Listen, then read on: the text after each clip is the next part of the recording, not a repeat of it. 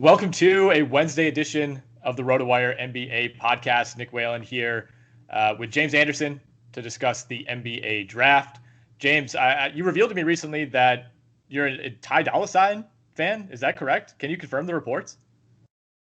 Not necessarily a fan. I don't really know his catalog that well. I just someone told me to listen to his latest album, and I thought there are at least 6 or 7 pretty solid tracks on there. So I told you about that, and I blew your mind, I think.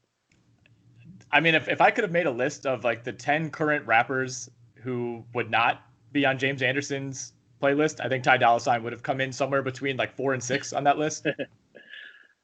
No, man. I mean, I think you would be pretty good at putting that list together, but yeah, I don't mind. I don't mind guys like that kind of fluctuate between singing hooks and rapping here and there. I mean, I haven't seen you in person in so long, just with the office being closed, and I'm in Milwaukee now. You're still in Madison. In that time, maybe our rap tastes have completely changed. Like I was at the gym. I was at the gym this morning listening exclusively to Nas and Jay-Z. You're listening to Ty Dolla $ign. I don't know what else is going on there, but things have Don't completely worry, changed. I'm not listening to 2 Chainz or anything like that. I haven't gotten completely off the deep end. Well, that we'll save that. That's an entirely different pod. Might be a series of pods. But 2 Chainz was supposed to have an album coming out over a month ago. He's now pushed it back twice. It was supposed to come out for the second time this past Friday. There's been no explanation. So I'm not super thrilled with what's going on with the Titty Boy right now, but we will persevere. Nonetheless, some of you may be watching this on our YouTube channel, listening on the RotoWire NBA podcast feed. If you are watching on YouTube, continue to help us get that off the ground. We appreciate all the views there. James, before we get into draft talk today, there's not a ton of news going on right now other than the ongoing dispute as to when next season is going to start. We should get a vote on that. It sounds like Thursday night or Friday morning, whether that'll be December 22nd or Martin Luther King Day in mid-January. But we did get a little morsel of news from Shams Charania of Stadium and The Athletic earlier this morning. I wouldn't say this is shocking, but to hear it from someone like Shams, as opposed to the speculation, the Pelicans are now openly discussing Jrue Holiday trades. And I think for a lot of contending teams, especially Holiday being on the block, was maybe wishful thinking the last few months. But I mean, for someone like Shams to come out and report it, I think this is pretty big news for half the league who might view Jrue Holiday as the piece that puts them over the top. Yeah, I mean, I think half the league would definitely love to have him. I think a chunk of that collection of teams wants to keep their 2021 cap space clear. So while he would be a good fit on teams like the Mavericks or the Raptors or the Heat, like I don't really think that I think they have bigger fish kind of in mind for that cap space. So, I mean, the team that everyone always brings up and the team that I, kind of have thought of the most with regards to a Holiday is probably the Nuggets. But I don't get any sense that they are open to trading Michael Porter in that deal. So I think they would probably have to include him to make that work. Were there any teams that kind of came to mind for you? Well, first on Denver, I agree with you. I have not heard anyone suggest that they're willing to give up Porter, which is to me a little bit surprising. I mean, I understand, Holiday is not exactly, James Harden or Kevin Durant or somebody like that, but I think he kind of fits what they're missing. And obviously there was some minor controversy with Michael Porter as far as how he fits and, maybe being a third guy for that team. If you were Denver, would you be okay with giving up Porter for a player of Holiday's caliber? I think I would. He's got the player option for 2021, 2022. I would want him to pick that up. I'd want some sort of assurances maybe that he was going to pick that up before I did that deal, because I think Porter is a little overrated from a winning the NBA Finals standpoint. I don't think he's overrated. Like, I think he's a guy that could easily be a 30-point a game type of guy at his peak, but I don't necessarily think it translates all that well to winning in the late playoffs. But Mm-hmm. and actually, I think he'd be a pretty terrible fit in New Orleans anyway. But yeah, I mean, I think I would. I think you have Jokic and Murray, like they're going to be on the roster for the next like 5 years.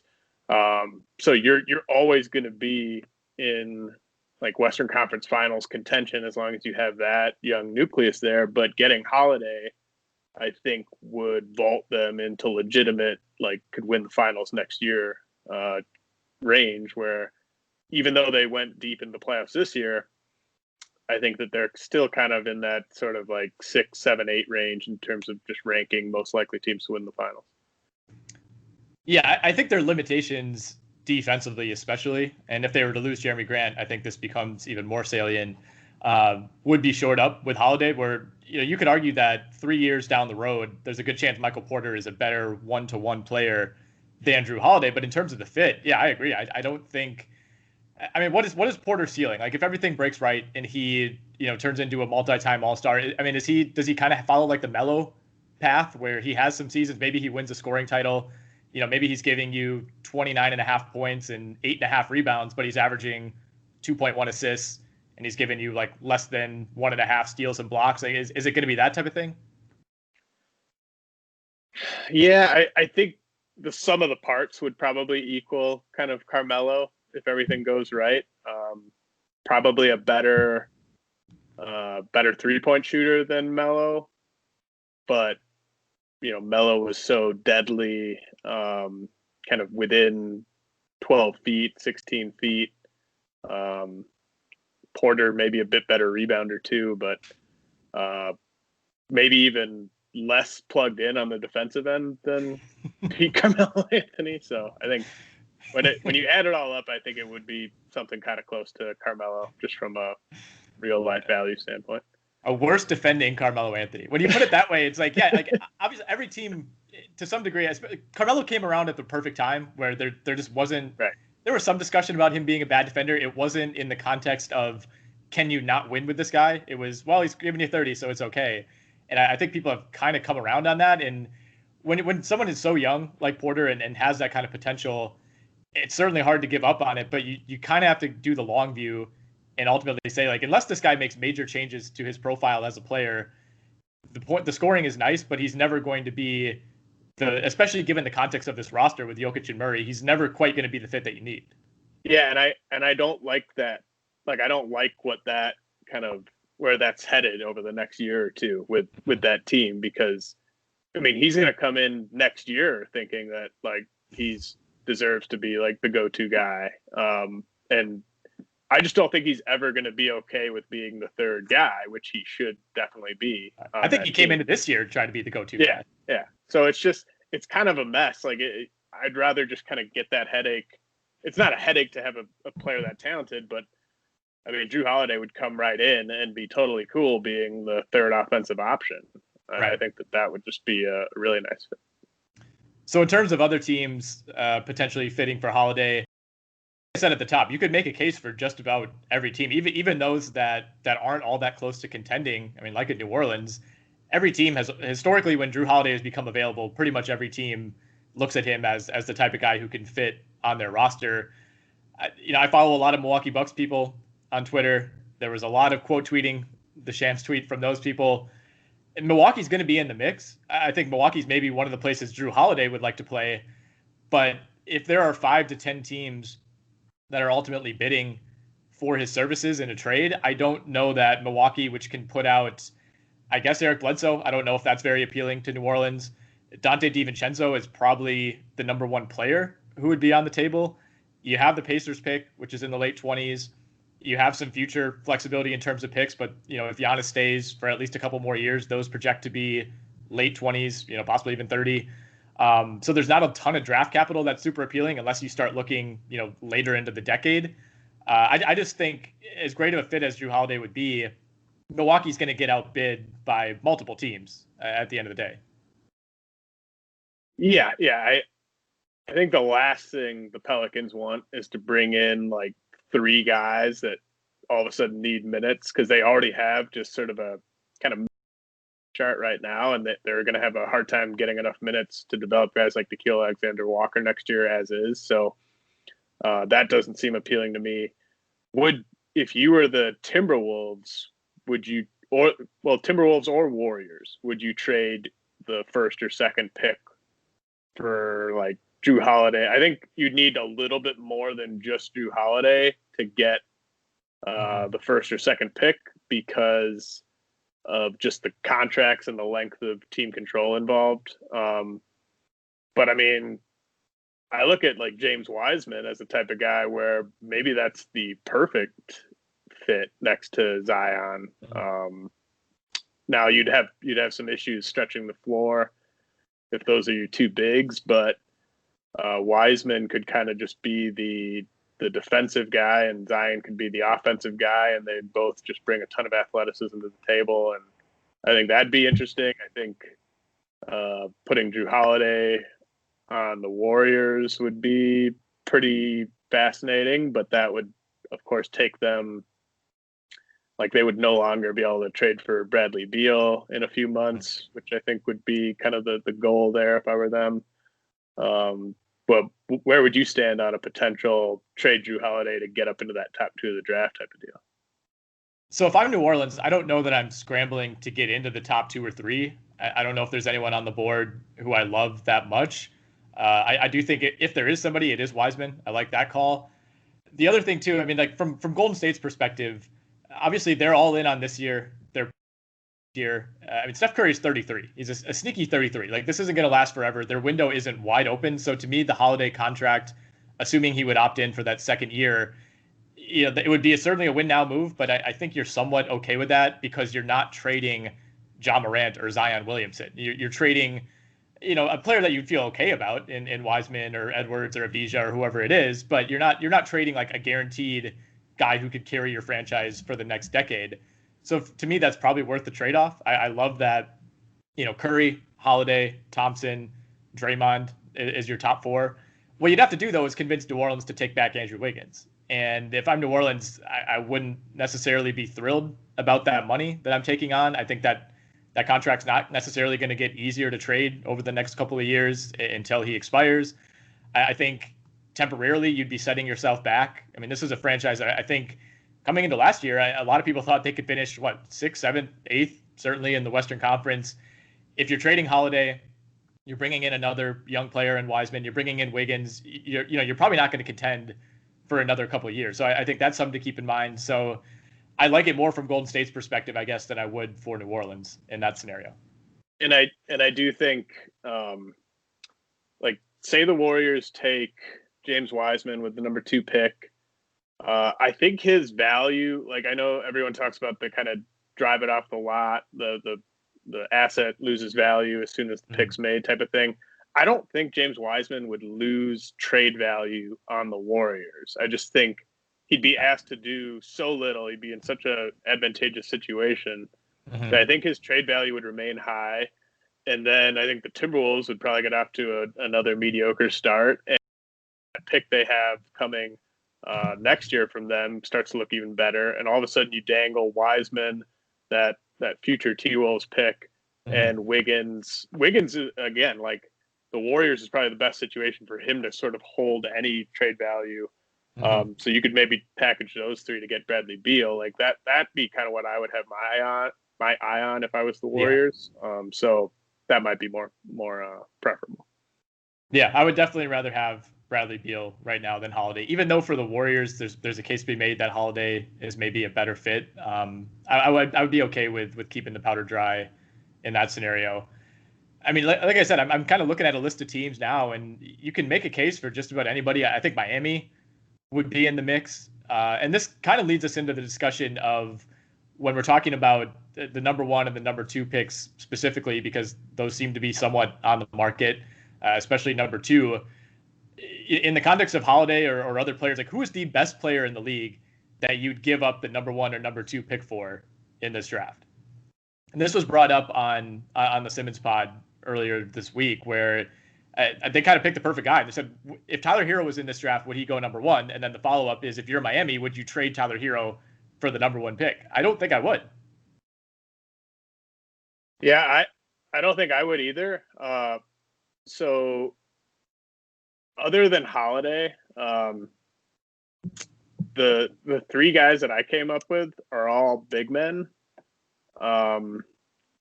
Porzingis, Gobert, and Ayton. But Oh, I come on. don't. But I don't think like trading up for number one. You're not going to trade a big man, and trading up to number two. I don't think the Warriors would. I think the Warriors would rather just make the pick and take Wiseman Yeah. than bring on one of those three. But those are the three I came up with. Where if I were in the shoes of the team that had those guys, I would rather Mhm. swap them out for a guy like Wiseman or Okay. LaMelo. Yeah, I think of it as more of a vacuum. You're not really worrying about whether or not Minnesota or Golden State would accept the trade. It's just the number one or number two pick is on the table. All you have to do is give that player up and you get it. Porzingis is interesting. I don't think I would do that. I wouldn't do Aiden either. You know, I love Aiden, and I'm him being a cat. I'm surprised that you don't like him more. Like, you think there's a pretty good chance that Wiseman or Edwards or Ball ends up being significantly better than those guys? Um, well, with Porzingis, it's just kind of a risk management thing. Like I think Porzingis at his best is Mm-hmm. better than those guys, but I just am really worried about his durability. And you don't want to have like multiple playoff runs where you just kind of get bounced because he's unavailable. And so Mm-hmm. I think, yeah, honestly, I think like a Luka Wiseman, like that'd be just a deadly pick and roll, obviously. But I think Maxi Kleba is like the perfect big to start next to Wiseman because he's such a good 3-point shooter. He can play away from the basket. He's durable. And so I think that's a really nice fit that I'd be pretty intrigued by. And I think the Mavericks, like they don't want to push too hard to try to like start winning titles like this year, next year. They want to set it up 3 years from now. They're like the favorite to win the finals, which Mm-hmm. I think that's feasible if you swap out Porzingis for Wiseman, and then I just don't think Aiton's a guy that is going to be good at all in the playoffs. So I think Wiseman's got a much higher playoff ceiling than Aiton. I think Aiton's a better fantasy guy. Like I think Aiton's the points and the rebounds and everything, but I just think he's going to be a guy where there's a gigantic gap between his Mm-hmm. regular season value and his playoff value. And Gobert, like I just don't want to be the person that gives him whatever his next contract's going to be. So I would happily get off of that for a younger Yeah. guy. The Gobert one's super interesting because I think if you're the Jazz, you could maybe talk yourself into like we're too good to give up Gobert, even though I share the same concerns that you do. I would not want to be the team that gives him his next contract, and beyond that, there's still for as a decent of a team as they've been, and I know they didn't even make it out of the first round this past year. Like, I mean, I think it would just be a tough sell. You have Donovan Mitchell, who's kind of entering his what you would believe to be his prime, and then to kind of hit the reset like that on the fly, especially for a team like the Jazz that historically doesn't do things like that, I think would be difficult. But looking ahead, I mean, you have to look yourself in the mirror and it's like, is that team going to the finals in the West next year? I don't think a healthy Bogdanovich really makes a difference.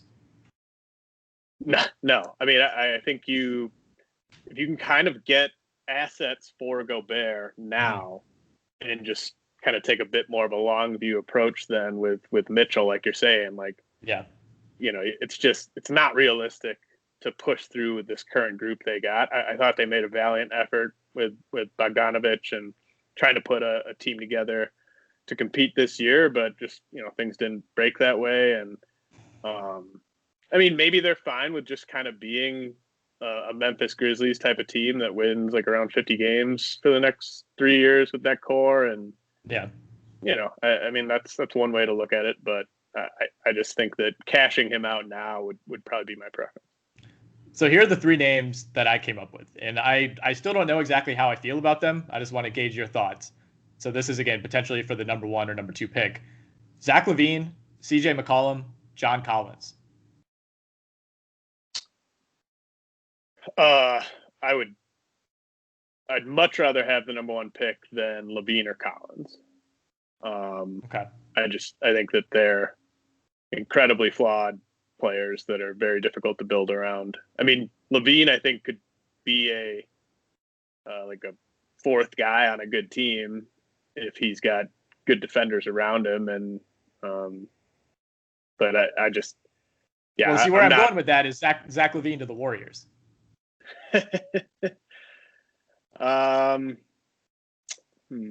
Is he one of those guys that goes to the Warriors and then you start to feel better about him because of who's around him, or does he go there and can't function because he can't shoot 25 times a game? I've long just loved Levine's offensive skill set as a scorer. Like, I think he's just so talented. You said 26 a game this past year. Yeah, and he can get his shot whenever he wants. He can score from all 3 levels. Shot selection's an issue. But I mean, he's such a bad defender. Like,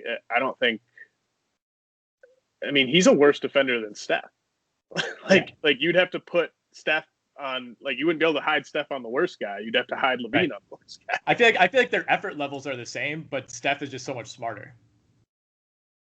Like, I don't think Levine loafs it all that much. I think he's been in some bad spots, like coaching and system wise. But I don't think he's like everything you hear about him. Like, he's one of the hardest workers. Yeah, I mean, maybe that's true. Maybe he's had pretty mediocre coaching his whole career too, right? So yeah. I mean, I don't hate the idea of like a good team having Zach Levine and trying to reach another level with him, but I don't think I'm giving up the number 2 overall pick to roll that dice and pair Levine with Wiggins again. Like, I don't feel that great about my culture to pay the number 2 overall pick for him.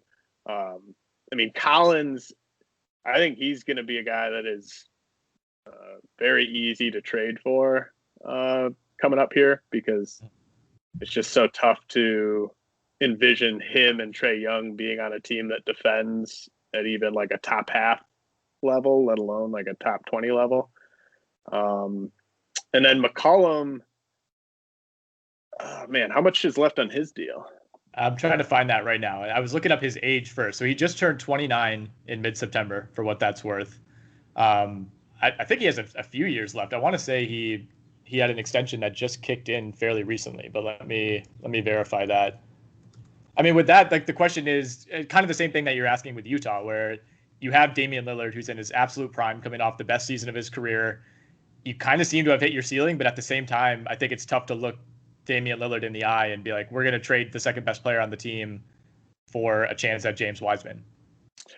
Right. I just don't. Yeah, I don't think if I'm the team with the draft pick, I could see myself doing it to get McCollum, but Portland is in a really tough spot because they're sort of built to win now. They just don't have enough pieces to win the whole thing. And then, Wiseman, like, not really a great fit there. LaMelo, not really a great fit there. I think if you're trading McCollum, you're trying to just trade him for a wing who defends a little bit better, basically, and they're about the same age. So I don't think trading him for a draft pick makes a ton of sense from Portland's perspective. So he makes 31 this coming year, or 30 this coming year, 31, 21, 22, 33 the year after, and then 35.8 in the final year. So he has 4 full years remaining on that deal. Yeah, I mean, that's a nice piece for sure. Yeah, I mean, I think the Warriors would consider something like that, because you would have, one of the best offenses of all time just by having him, Clay, and Steph together. Right.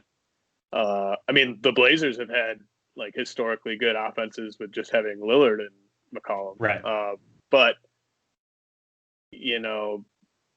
are they willing to sort of settle? Because they're saving everything for like whoever this next big piece is going to be, whoever they end up including Andrew Wiggins in a deal for.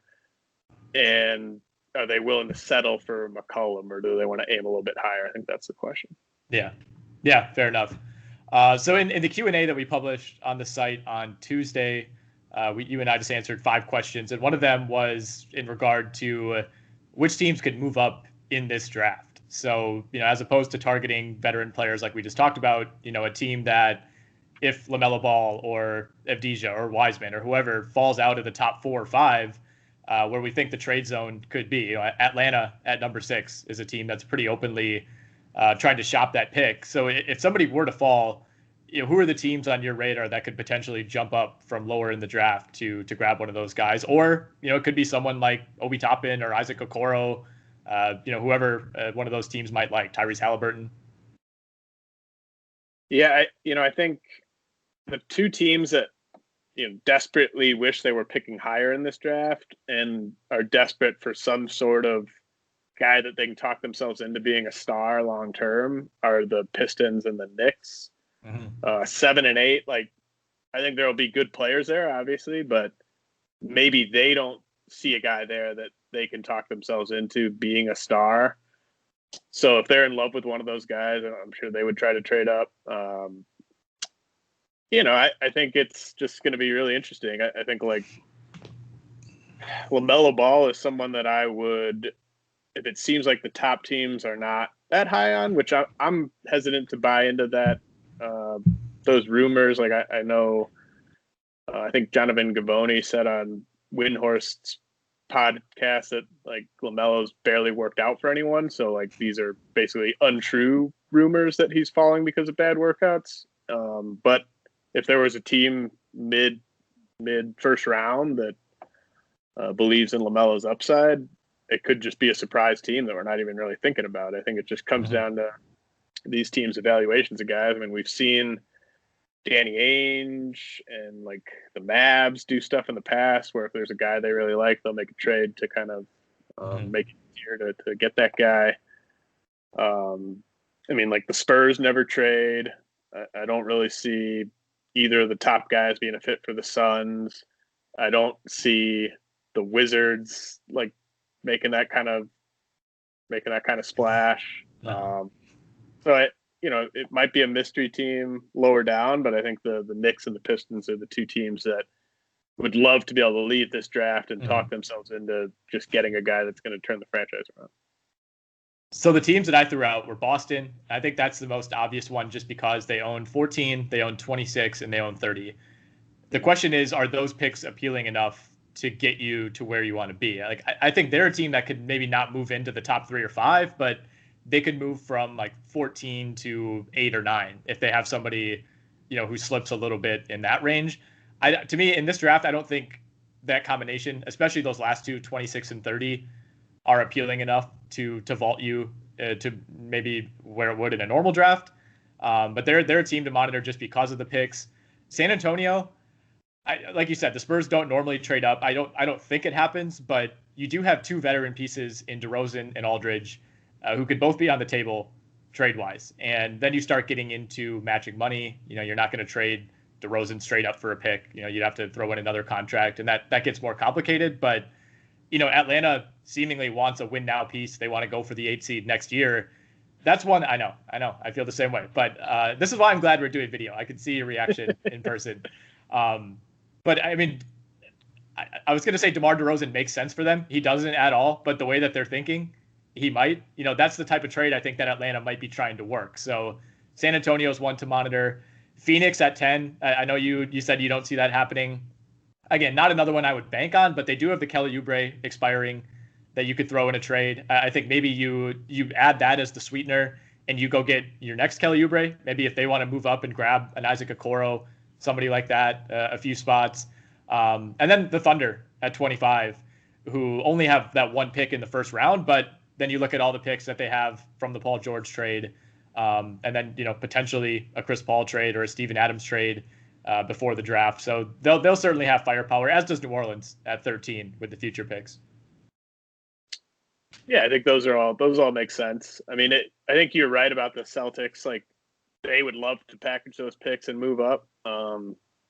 Even if it just meant all 3 of those and they move up from like 14 to 8 or something like that. Like I think that they might consider doing that just because they don't want to bring in 3 rookies that they have to then pay. And like, I mean, they've already got a bunch of guys that are kind of that talent level. I mean, like a team like the Cavs just desperately needs talent, like more than just one guy. Like they need like 2 or 3 guys. So if those picks were all like in the top 20, I could see them packaging those 3 to move up to 5 maybe. But like you said, I think all of the guys that these smart teams are going to covet in the mid first round are going to be gone by the Celtics' second pick. All right. So another question in that Q&A, if everything breaks right, you're assuming all goes well, the fit is good, the development goes on the type of path that you would want, which prospect has the absolute highest ceiling in this draft?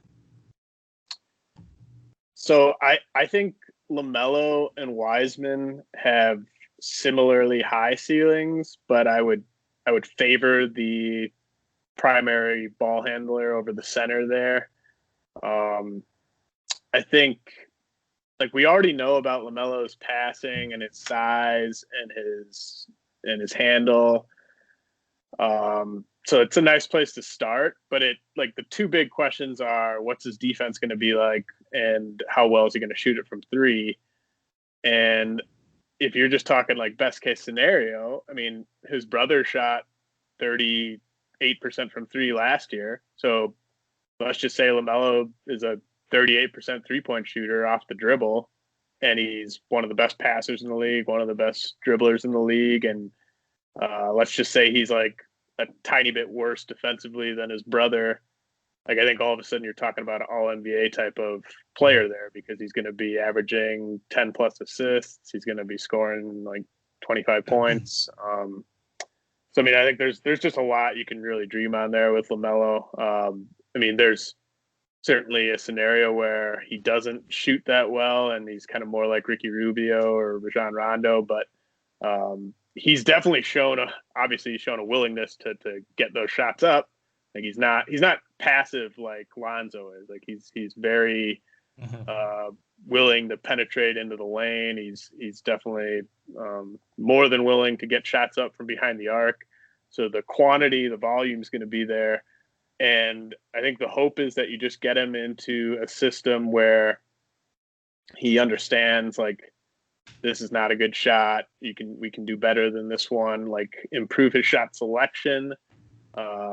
Continue to work with him on his form and his consistency with his release and everything like that. And you just kind of develop him into he doesn't have to be one of the best shooters in the league.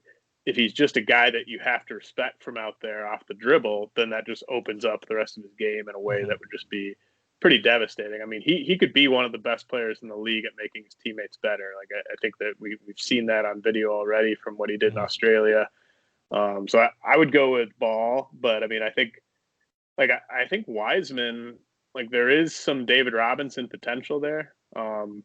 So I think that's a heck of a player. Even if the shot, and I'm not really even factoring in him being a good 3-point shooter with Wiseman's ceiling. You just hope that he's able to improve his agility a little bit so that he can be a better defender when he gets switched on to smaller guys. But I think the rest of the tools are there for him to just be a really dynamic 2-way center. So going back to LaMelo real quickly, what do you think his rookie season looks like statistically?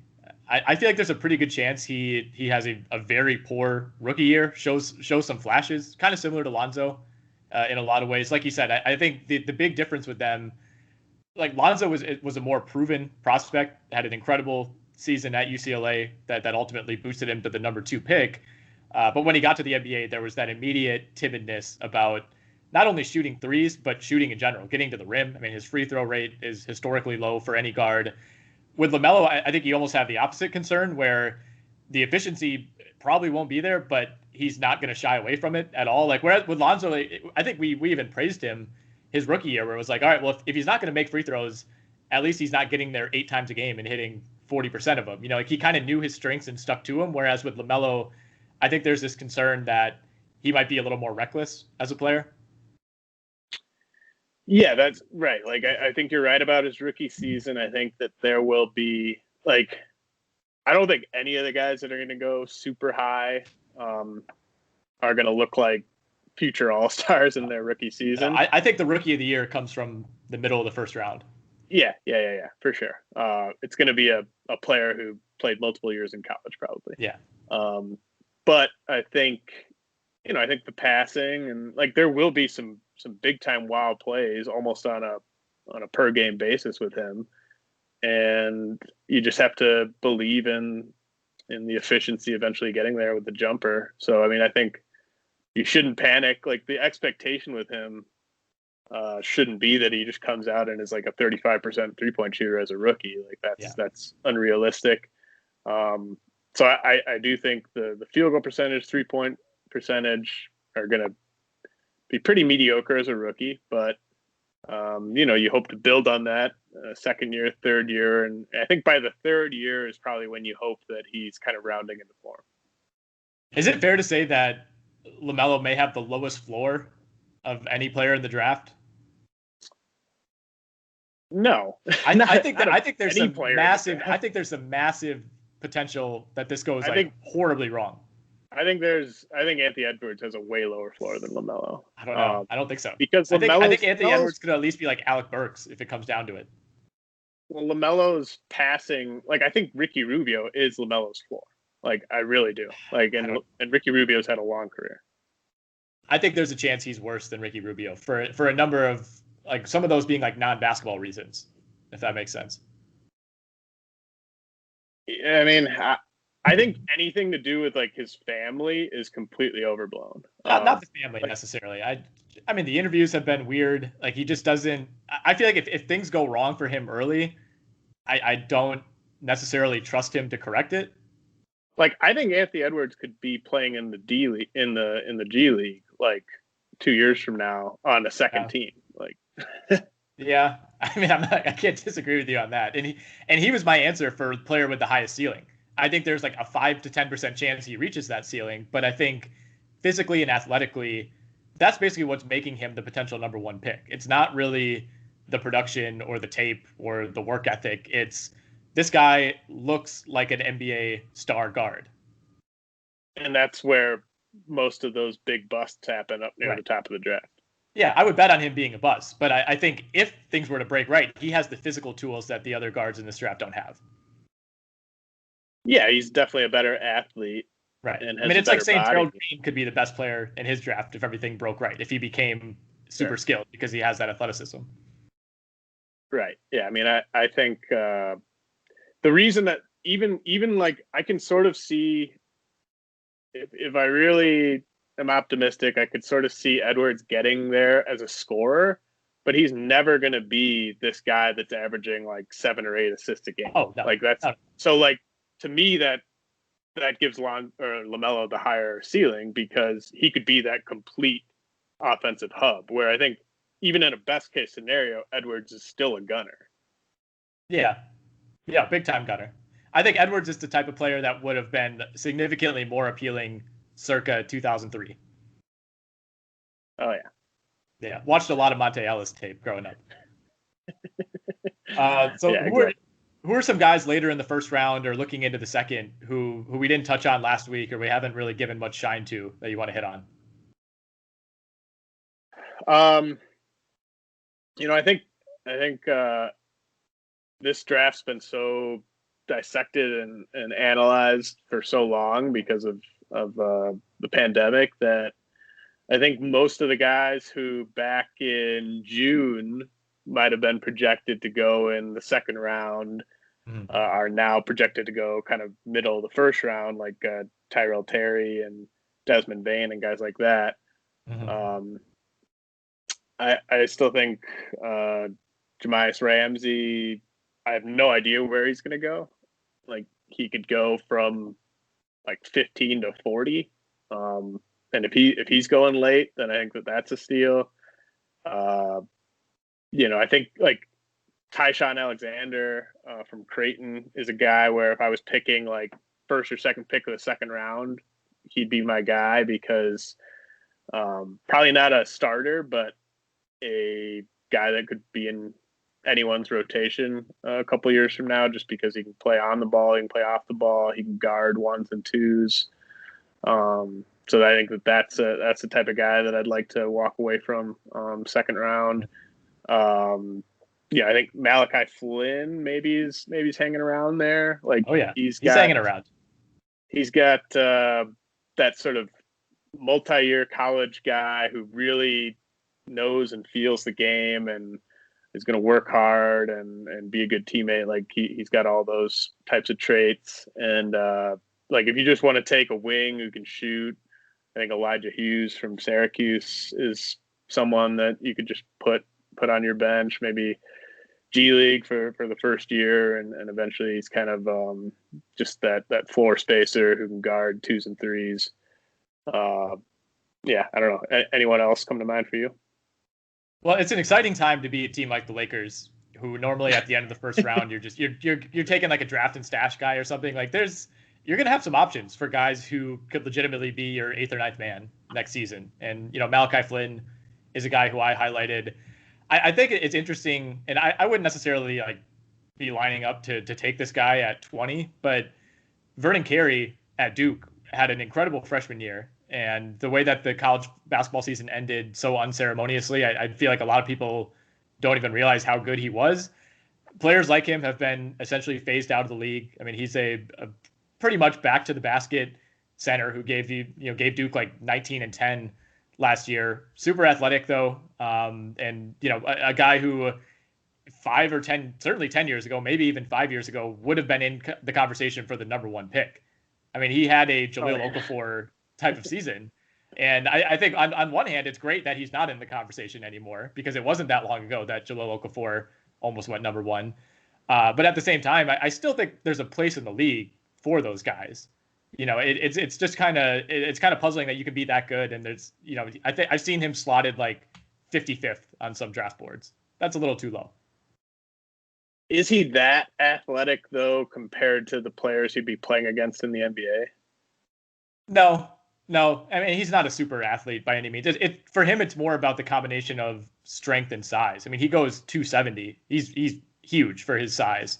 So, it's more of like a DeMarcus Cousins type of build as opposed to, I don't know, Clint Capella. He's not going to be like skying over guys, but he moves very well for being 270 pounds is kind of the case. I just think he's the type of guy where if you're the general manager, do you want to give your coach the option of playing him? I almost would be like, I just don't want my coach to be running post-ups for this guy. I don't, that has nothing to do with the way we run our offense. Like, he doesn't fit our scheme. Like, he doesn't fit our defensive scheme. Like, if he was a rim protector, it'd be one thing, but he's kind of just points and rebounds. And so I think you're totally right about, like, if this draft was happening in 2002, he'd be a top 5 pick for sure. But I think teams are still going to make mistakes and take some big men higher than they should, I think, in this draft.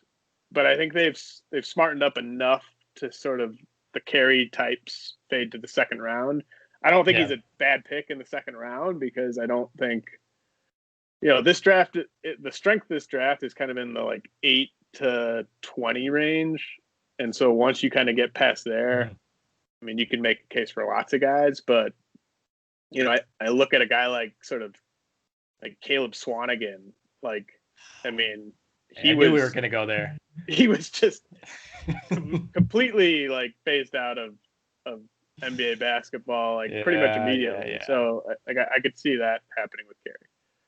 Yeah, that's fair. And honestly, I think Carey is a little bit of a better athlete, but Swanigan was a better all-around player. I mean, he was a force at Purdue. There's no two ways about it. Better passer, more developed. Yeah, no two ways about it. What about the heady white point guard division, which this year is a little bit light, but it does feature a Cat in Nico Mannion and an Oregon Duck in Peyton Pritchard. Mannion being a freshman, Pritchard being an upperclassman, kind of at the opposite end there. And I will say Nico Mannion isn't your typical white point guard. Peyton Pritchard is the prototype. He is the guy that you've seen come through college basketball 1,000 times over the last 20 years. What are your thoughts on Mannion, who, I mean, early in the season was looking like a borderline lottery pick, and I think has properly slid down to, you know, final 10 picks of the first round, maybe early second. Yeah, I'm not a fan of Mannion, and I think if he wasn't such a like a high pedigree recruit, like if he didn't have all those accolades, I don't think anyone would even be talking about him like in the top 50. I think it's just he's still Yeah. kind of riding that acclaim that he came into college with. Like, I don't think he's good enough to be a point guard. I don't think he's going to shoot well enough to be a two guard. Maybe he could be your backup point guard on a bad team or something like that. But I'm not really interested in Mannion at all. Pritchard, just because he can shoot, I think is a bit more interesting. But I mean, what at the end of the day, what role is he going to play on a solid NBA team? I mean, he's not going to be able to guard anyone. You don't want him to be your point guard, so he's kind of just relegated to catch and shoot duty. And with Mannion, he's in the Dylan Brooks zone. His wingspan is shorter than his height. Big red flag. That should be his nickname, the red flag. I love that. So the one kind of lottery guy that I don't think we've touched on at all is Kira Lewis from Alabama. He kind of slipped through the cracks on us last week, but you almost universally see him mocked in the 10 to 20 range, usually right in the middle of that range. A lot to like, certainly. I think one of the knocks against him is, you compare him to someone like Tyrese Maxey. They look kind of similar. They played in the same conference. They're the same height. They have the same wingspan. Tyrese Maxey weighs like 30 more pounds than Kira Lewis. And Tyrese Maxey isn't like a guy who looks huge, but Lewis is noticeably thin. I think that's a little bit of a concern. And when you talk about, high school pedigree, like with Mannion, and I totally agree, that's usually where these draft classes start, is you just sort by like high school recruit ranking and then pick apart from there. And, you mentioned Tyrell Terry as someone who I think has benefited a ton from the extended draft process. The more you look at him, the more you want to bump him up.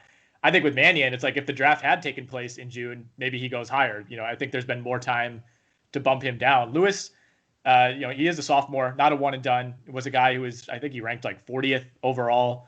So certainly has been on the NBA radar, but not someone that anyone expected to come out after year one. And was kind of 50-50 for this year. I see some De'Aaron Fox in Kira Lewis at best. You see a little bit of Colin Sexton, another Alabama guy, similar size to both of those players.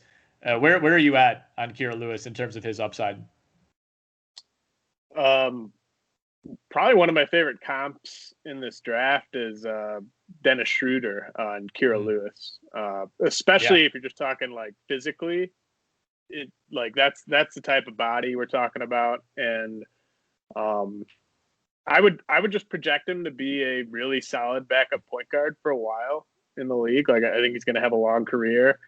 Maybe he lands on some bad teams and he starts here and there, but I don't think the sum of the parts equals, like, point guard in the NBA is just incredibly deep. Like, if you want to be a starting point guard for any length of time, like, it's a pretty high bar to clear, and I don't think he quite clears it. But I think he's safer than someone like Cole Anthony, who's probably going to go in the same range, but probably has a bit lower ceiling. Yeah, I think that's spot on. You mentioned the Schroeder comp. On the other side of that, like, who are some of the worst comps that you've seen thrown out for any of these prospects, especially in the lottery? Well, the two that I keep hearing them and they don't make any sense to me. And they're on the two top big men in this class. I've heard Chris Bosh for James Wiseman, and it just doesn't make any sense to me. It's like, are we talking about the same Chris Bosh? Like, Chris Bosh was such a versatile big man. Like, he could have played, like, he obviously, like, he could play on the perimeter. He was just this guy that could switch on to smaller players. Like, he was Like he could play in any part of the court. Like he could be in the post, he could be in the mid range, he could be like out of the corner.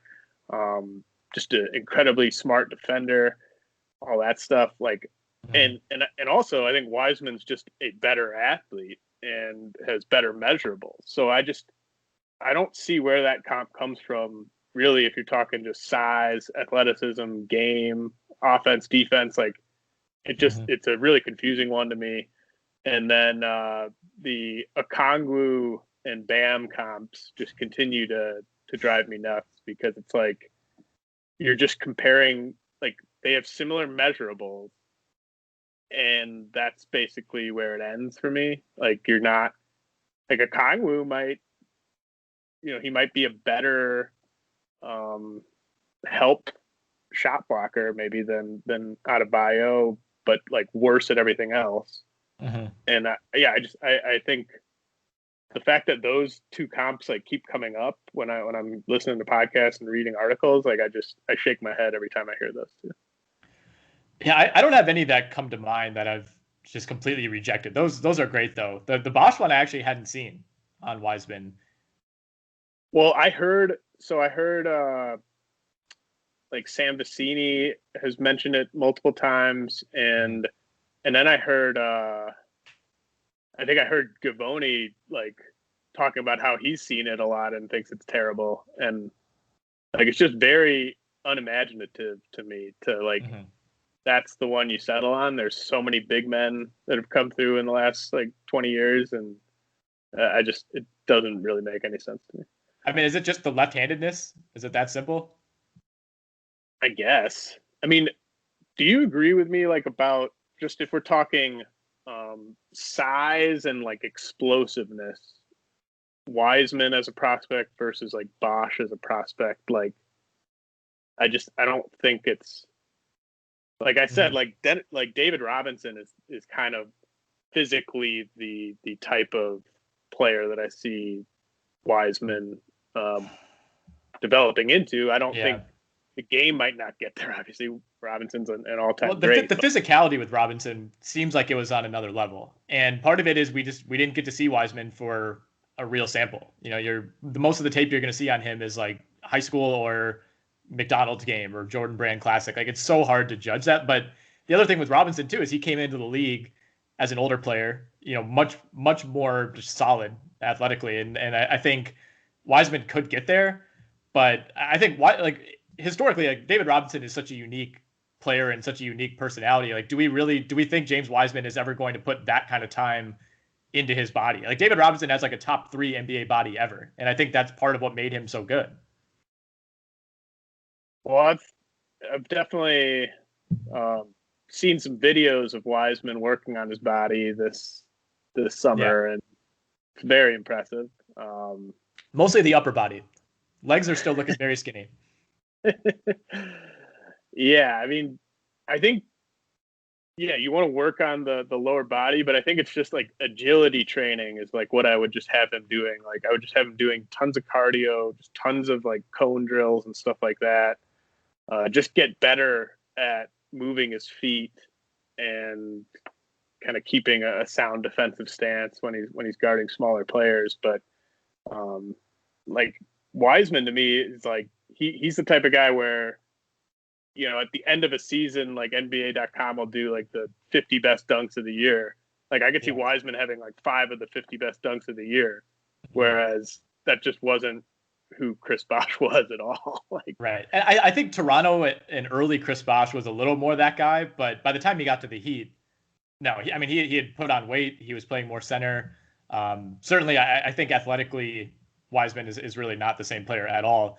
So the two comps that the Ringer threw out for him, mild-mannered Rasheed Wallace, high-energy Hassan Whiteside.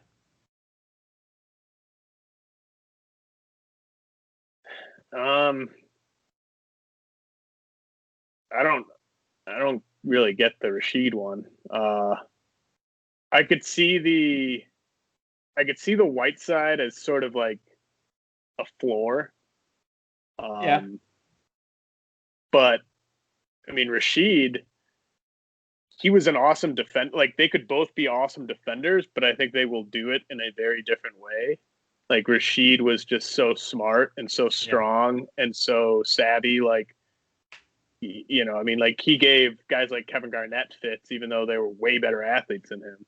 Mm-hmm. Like Rasheed Wallace's athleticism, even when he was at North Carolina versus James Wiseman's athleticism, it's like two different ballparks. And then Rashid was like a big time stretch guy later in his career. And actually, even like in Portland, like he was stretching to like 18 feet. Before that was common at all for guys his size. Like if Rashid came up today, he would go into the draft as a guy where people were like, yeah, he's definitely a guy that's going to be able to stretch the floor. Whereas with Wiseman, that's still a question mark. Yeah, I agree with you on that. And when I think Rashid, I picture, back to the basket, that long kind of over the top fadeaway. Like I don't ever picture Wiseman. Maybe you don't want him taking that shot in today's NBA, but I don't think he's ever going to have that level of like offensive versatility and dexterity. Yeah, agreed. All right, what else we got here? Let's look at some of the props that are available for the NBA draft, and there aren't too many. If you look around, we'll go to our friends at the DraftKings Sportsbook. They've had the three same props up for quite a while, and maybe there'll be more added in the next 2 weeks here. But you can bet on who will be the first overall pick. You can bet on a few players' draft position, over under a certain number. Then there are a few specials, how many freshmen will be drafted in the top 10, how many international players drafted in the top 10. But let's look at the first overall pick odds first. Anthony Edwards, a fairly heavy favorite right now at minus 235. You have LaMelo at plus 195, Wiseman plus 785, which seems like pretty good odds if you're a betting man. And then there's a pretty big drop off. You have Avdija at 50-1, Toppin at 100-1, Hayes at 100-1, Okongwu 200, Okoro 200, and then Cole Anthony of all people at 300-1. So the only one on there that I would touch is Wiseman at plus 785. I actually think on FanDuel, he's like half those odds. Like I think he might be like plus 350 or something. So 785 is a lot. Like obviously the Timberwolves aren't taking him, but if anyone trades up to 1, I think they're taking Wiseman. Right. So it's like, is it plus 780? Like it's basically plus 785 that someone trades up for the number 1 pick. Sure. And I think when you compare the odds to Edwards, like minus 235 for Edwards is way too much. Right. Like Edwards would definitely be my pick to go number 1 as he was in the mock draft we did. But that you're just not getting any value there at minus 235 because like they could definitely, there's been a lot of smoke out there, but I mean, they could definitely take Ball. They could definitely trade down. There are ways where they don't go Edwards. And then like I don't think Edwards falls out of the top 3, but like I'm so low on him that it wouldn't surprise me a ton. So like if he was minus 135 to go first, I might like that, but I just think you're paying too much of a premium there. So if you buy the notion that there might be some Anthony Bennett potential where the Timberwolves or whoever are on the clock at 1, and we have no idea where this is going to go. It might be Nerlens Noel, who I think ended up going like 6th in that draft. And a lot of people thought he was going to go number 1. He's similar to Wiseman in this class. If it's not any of those top 3, who could potentially be the Anthony Bennett who surprises everybody and goes number 1 to Minnesota or another team that would trade up?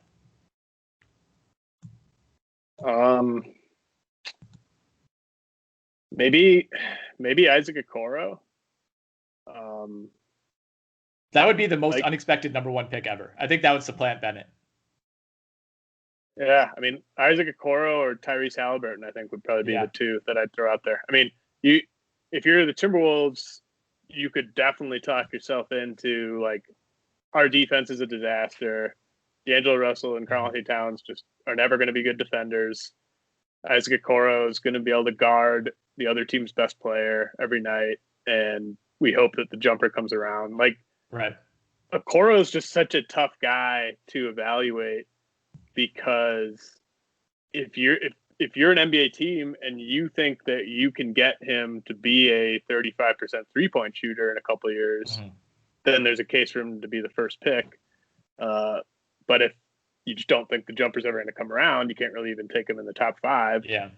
And Halliburton's like the equivalent of pulling out your like 5-iron on like a 350-yard par 4, where you're just like, I'm terrible at hitting my driver. Just gonna lay up.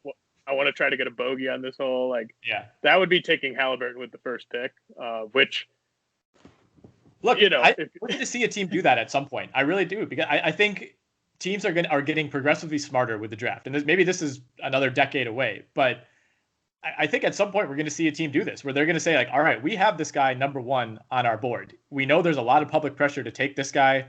You know, in the past, you would see a team maybe move down to get that guy to just avoid the scrutiny that would come on passing with one of these, you know, top 2 or 3 guys. Like, I don't know. I don't, especially in a draft like this, it wouldn't shock me if Minnesota was just like, screw it, we're taking Halliburton.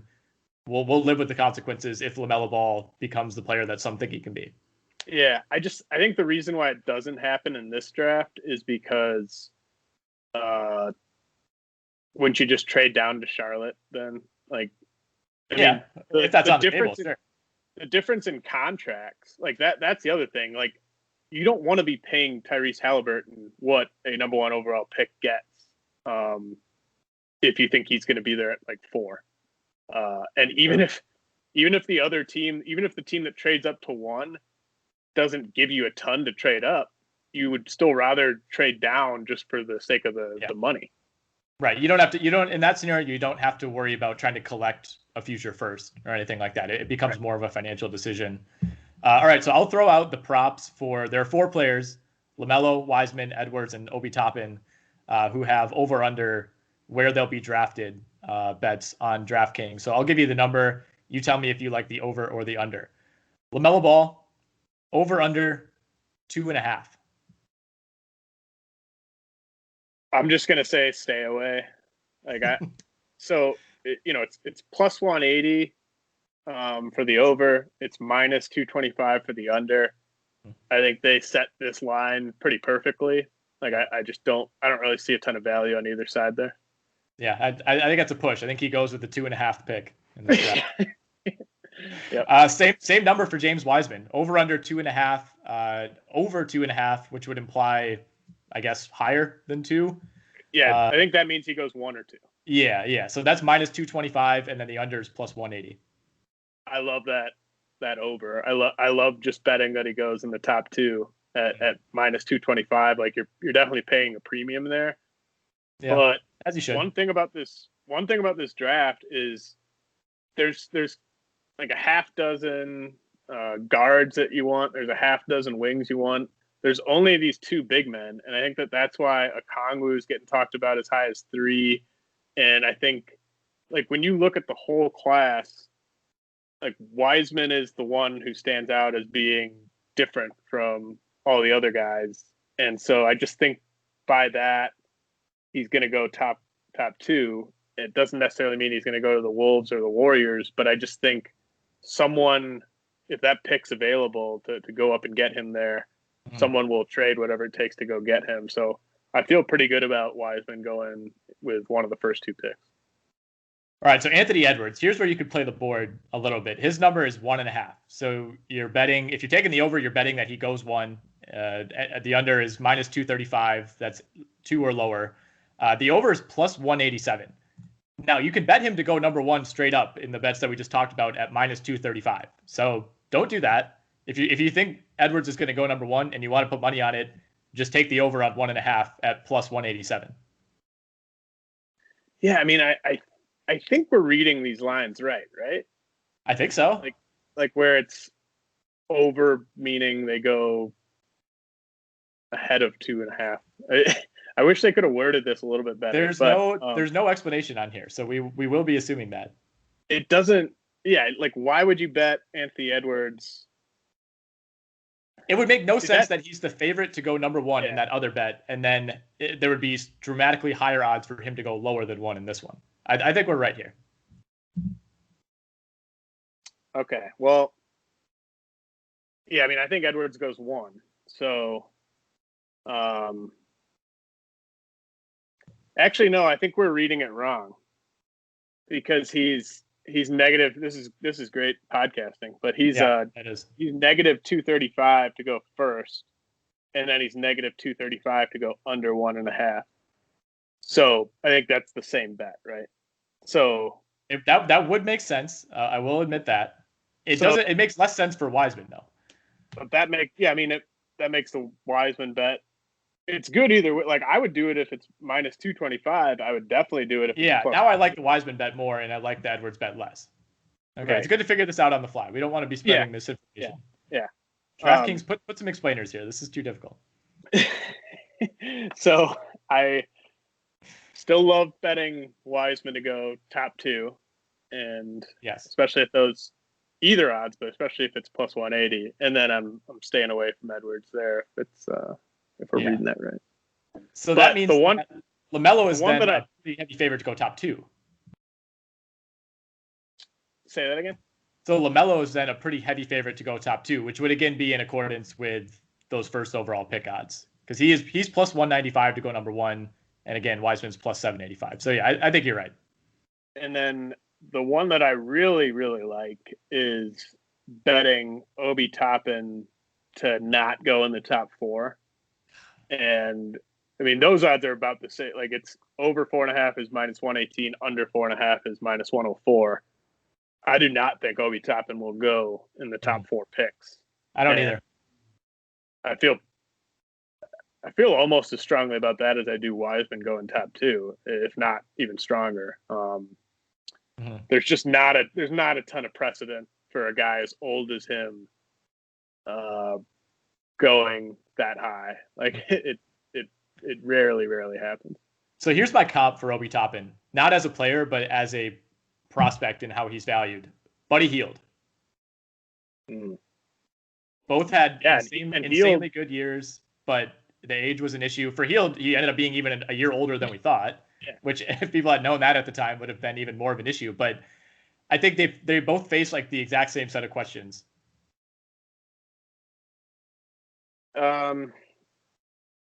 Yeah, I mean, I think I liked Hield more as a prospect than I do Toppin, but I definitely see where you're going with that. And I mean, Hield, he went like 6th?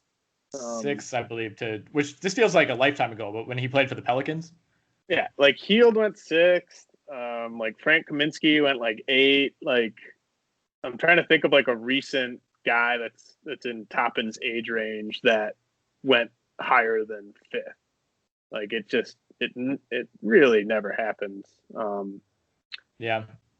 So I love that one. And like when you're doing these, when you're looking at like the sports book, obviously from their perspective, they just want to get an even amount of action on both sides of the line. They're not necessarily telling you we're really pretty confident he's going to go 4 or 5. They just know that everyone knows about Obi Toppin. And if anyone wants to put money on this draft that's been following college hoops, they're probably like, oh, Toppin, cool. Like, I'll bet on him to go top 4. Like, so like I could see Toppin going as low as like 8 to the Knicks. And in fact, I think it's more likely that he would go 8 than 4. So I really love picking on him to go outside the top 4. Well, with that bet, it hinges entirely on Chicago at 4, right? Or a team trading up, I guess, to target Toppin. Why in the world would the Bulls take Toppin at 4?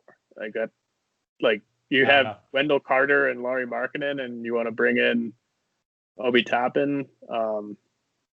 Yeah, in that scenario, you're probably trading one of them. I mean, I think if Atlanta holds on to the pick, he's probably their guy at 6, if he's there. And I think there's a pretty good chance he's the Cavs guy at 5. Toppin? Yeah. I'm not saying that's the right pick. Isn't he basically just like John Collins, though? Like, I don't know why. I would like to reiterate, this is the Cleveland Cavaliers we were talking about. Well, I could definitely see the Cavs taking him. I can't see the I'm not saying he's the right pick. I think the Hawks would love to get Halliburton. And I think the Bulls might get Halliburton at 4.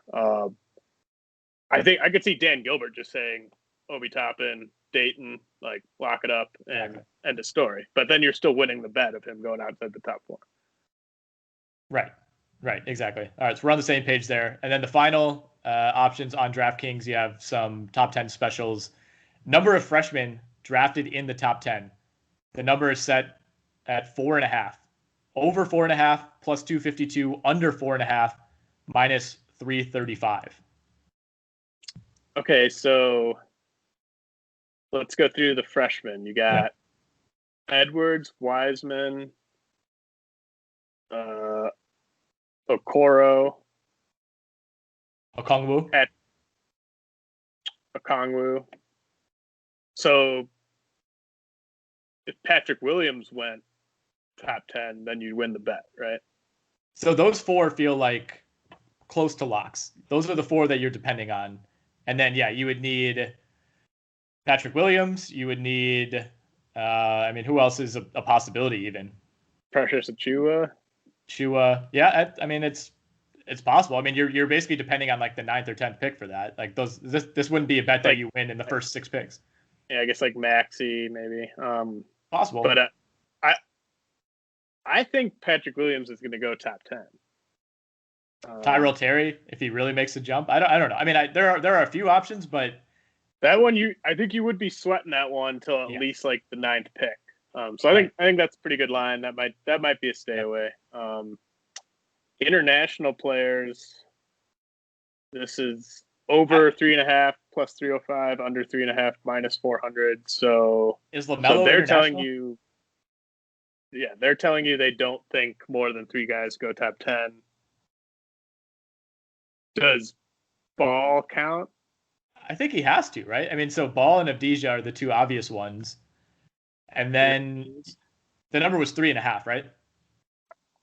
Yeah, so he has to count. They think Hayes, Avdija, and Ball go top 10, and they're pretty confident that Aleksej Pokusevski does not go top 10, basically. Well, the other one would be Hampton. Or Hampton. Yeah, I would go under on both of those, I think. Yeah. Talking it out, I know the odds aren't great, but under 3.5 international players in the top 10 seems pretty much like a lock. We could talk about Pokusevski quickly. Why not? I mocked him to the Kings.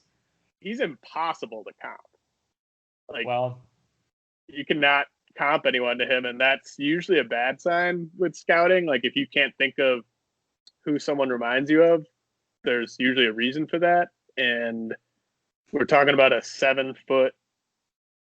Like doesn't he kind of play like a point or like a shooting guard kind of? Like more or less, yeah. I mean, he attempts to the degree with which he's able to. Yeah, I mean, like some of the comps you see with him are like Lamar Odom. I've seen. I think the Ringer threw out Detlef Schrempf. I mean, you're turning the clock back like a good 30 years to try to find somebody who plays like this guy. How about your boy Austin Day? Sure, Austin Day. I mean, from a physical standpoint, absolutely, he's a bigger Austin Day. Yeah. I cannot confirm whether or not he wears a quintuple XL T-shirt under his jersey to try to hide his arms. Doesn't appear that he does. He definitely needs to bring an undershirt to his rookie season. Yeah, he would be the Anthony Davis kind of tight undershirt just over the shoulder. I do think I'd have to look this up, but I think for height to weight, he would be the biggest like ratio or however you want to phrase that. He is 200 pounds and 7 feet with a 7'3" wingspan. I mean, when you watch him, like he makes Kristaps Porzingis look like ripped when he came into the league. I mean, he is noticeably skinnier than the other skinny big men that we've seen come into the NBA. Yeah. So, obviously I think some team in the top 20 is going to have been on him for, over a year and they've got great reports and they feel good about just taking a big flyer on him because he can pass and shoot and he's 7 feet. And my big question is just like defensively, what do you even do with him? Like he's definitely like he would just get his ankles broken routinely if he had to guard on the perimeter. Right. But he would also just get dunked over mercilessly if he had to guard in the interior. So that's the big question to me is like, yeah, you could talk yourself into the offensive game being pretty compelling, but which player in the NBA could not score on him? You know what the comp might be is like a less physical Bol Bol. Oh, yeah. Yeah, that's not And bad. that's it. Like, not that Bol is like the pinnacle of Bol physicality. 2.0.